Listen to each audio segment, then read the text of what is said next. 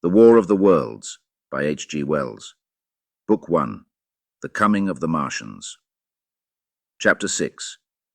The Heat Ray in the Chobham Road. It is still a matter of wonder how the Martians are able to slay men so swiftly and so silently. Many think that in some way they are able to generate an intense heat in a chamber of practically absolute non-conductivity. This intense heat they project in a parallel beam against any object they choose, by means of a polished parabolic mirror of unknown composition, much as the parabolic mirror of a lighthouse projects a beam of light. But no one has absolutely proved these details.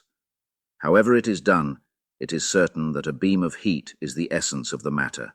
Heat, and invisible, instead of visible, light. Whatever is combustible flashes into flame at its touch. Lead runs like water. It softens iron, cracks and melts glass. And when it falls upon water, incontinently, that explodes into steam.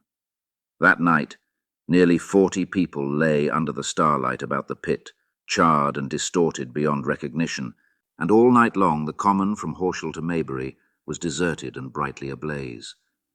The news of the massacre probably reached Chobham, Woking and Ottershaw about the same time. In Woking, the shops had closed when the tragedy happened, and a number of people, shop people and so forth, attracted by the stories they had heard, were walking over the Horsham Bridge and along the road between the hedges that runs out at last upon the common.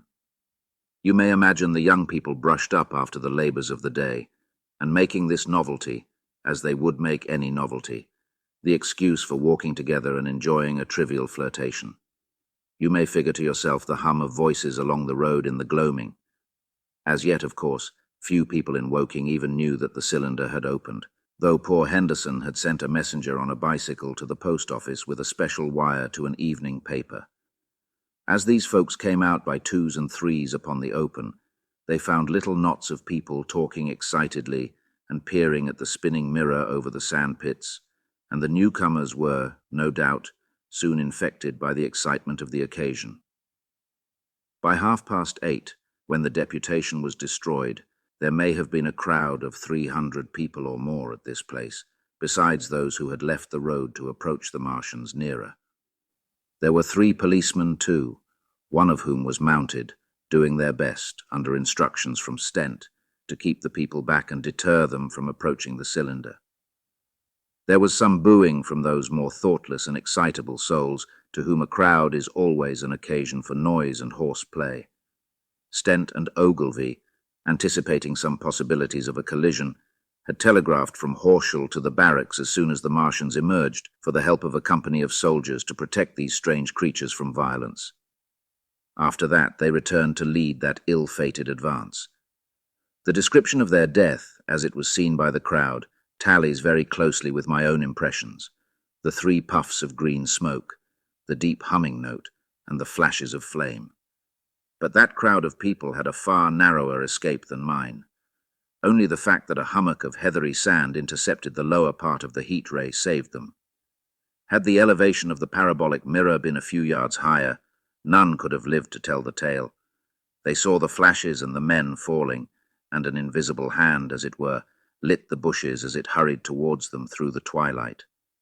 Then, with a whistling note that rose above the droning of the pit, the beam swung close over their heads, lighting the tops of the beech trees that line the road, and splitting the bricks, smashing the windows, firing the window frames, and bringing down in crumbling ruin a portion of the gable of the house nearest the corner. In the sudden thud, hiss, and glare of the igniting trees, the panic-stricken crowd seems to have swayed hesitatingly for some moments. Sparks and burning twigs began to fall into the road, and single leaves like puffs of flame. Hats and dresses caught fire. Then came a crying from the common. There were shrieks and shouts, and suddenly a mounted policeman came galloping through the confusion with his hands clasped over his head, screaming. "They're coming!" a woman shrieked, and incontinently everyone was turning and pushing at those behind, in order to clear their way to Woking again. They must have bolted as blindly as a flock of sheep. Where the road grows narrow and black between the high banks, the crowd jammed, and a desperate struggle occurred. All that crowd did not escape. 3 persons at least, 2 women and a little boy, were crushed and trampled there, and left to die amid the terror and the darkness.